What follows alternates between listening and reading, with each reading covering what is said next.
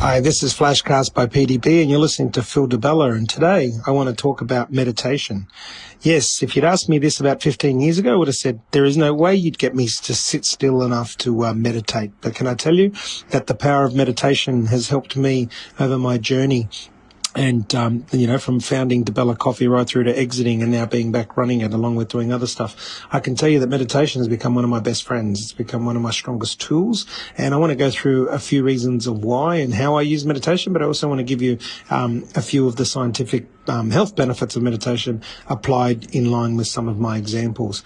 Now, you'll understand that the popularity of meditation is increasing because people are finding that there is benefits. And the more that we talk about things, and one of the things that we talk about is where your awareness goes, your energy flows. And of course, meditation is the habitual process of training your mind to focus and redirect your thoughts. So if you think, most of us should be doing that regardless, whether we call it meditation or not.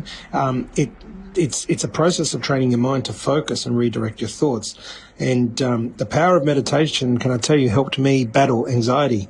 And my form of anxiety came from my body not being able to keep up with my brain, which meant my brain was going 100 miles an hour and still does, and my body couldn't keep up. So then when my mind decided to take a break, and for me it used to occur in areas like watching a movie or even going to the video shop, anything that was where my brain was going, right, you're about to go and relax, my body would say, no, this is not going to happen. I'm still going, so therefore I'm going to go. And on came the heavy breathing, the short breaths, the clammy hands, the sweaty head, all the signs of anxiety. And of course, the first time that it happens, it's quite freaky. I thought I was having a heart attack.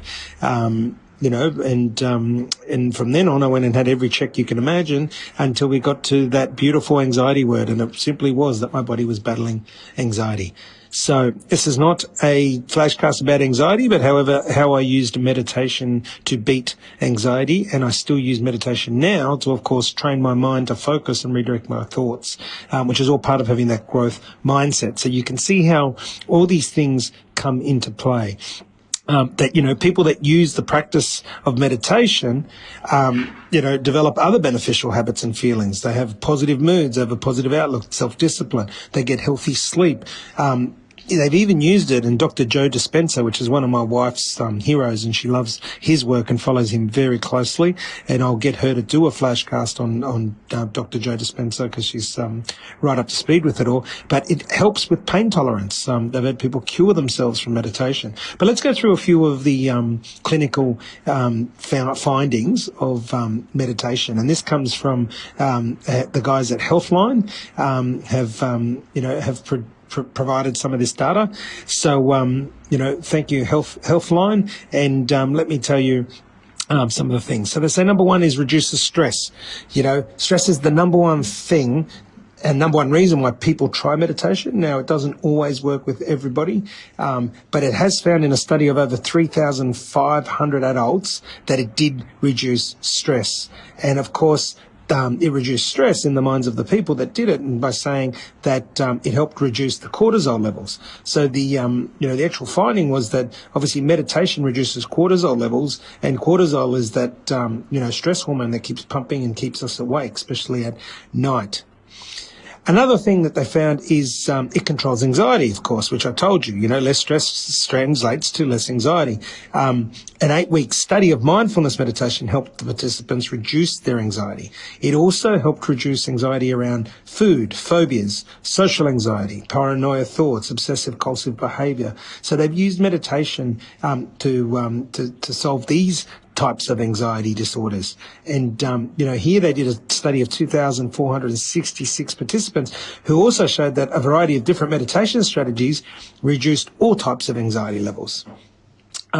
Now, of course, in summary, habitual meditation helps reduce anxiety and anxiety-related mental health issues like social anxiety, phobias, obsessive-compulsive behaviours, because there are multiple levels of anxiety. So, of course, the first thing is to identify what type of anxiety you have. Now, number three, it promotes emotional health.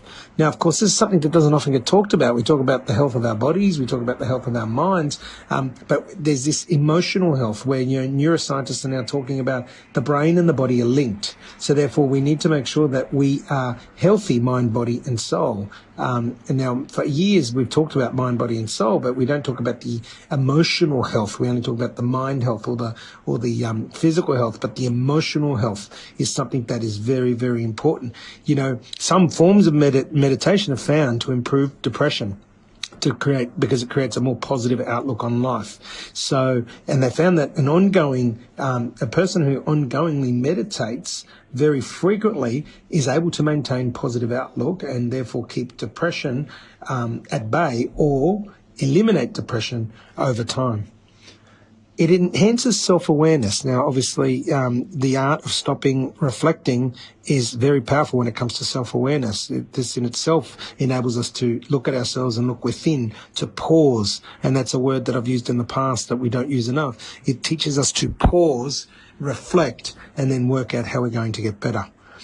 Of course, flowing on from this means that it lengthens our attention span. So for a better frame of mind, then meditation enables us to increase our attention span. And that's why I encourage my children, and especially my 9-year-old little boy loves meditation, especially before bed. He finds that it helps him pause and stop and reflect on the day he's just had. And he's often asleep within 10 minutes of being able to do this. They've now also linked that meditation can help reduce age-related memory loss. Now, they've done studies around this to show that, if people are meditating, that they can actually increase their memory and also decrease memory loss, which is actually quite powerful. It can generate kindness. Well, of course, everyone needs a little bit more kindness in our lives, and I find generally that the people I know that actually do meditate certainly seem to be the ones that are most kind. But I'll leave that one up to you to decide. Now, it helps fight addictions. Now, this is something that they found.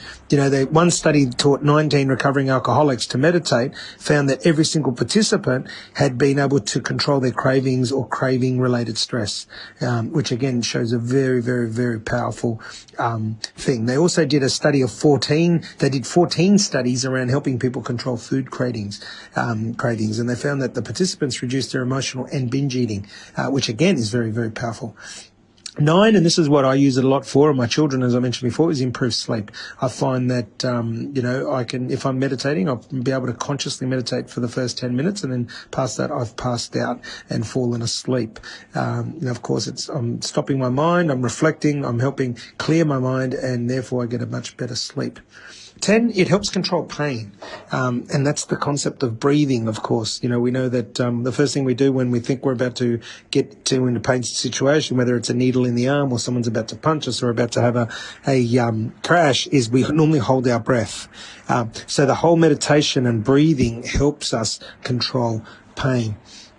11 is it can decrease blood pressure. They found that the physical health, because it is linked to reducing the strain on the heart. So the art of breathing and pausing, because it drops blood pressure, because it helps pump the blood around your organs, it helps with the decreasing of blood pressure, which is actually quite amazing. And a lot of that obviously has to do with cortisol as well. And 12, and the last one that Healthline talks about, is you can meditate anywhere.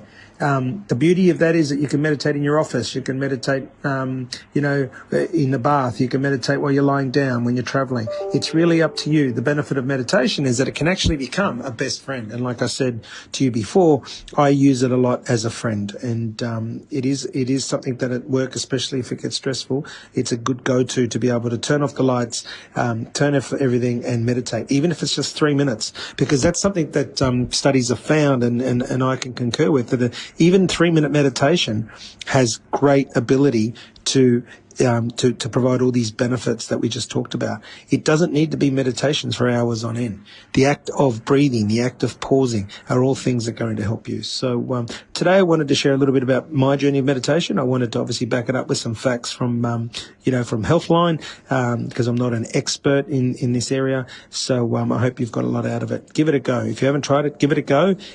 Keep trying and see what you can do. Be the best you can be. Until next time, this is Phil DeBella, and you've been listening to FlashCast by PDB.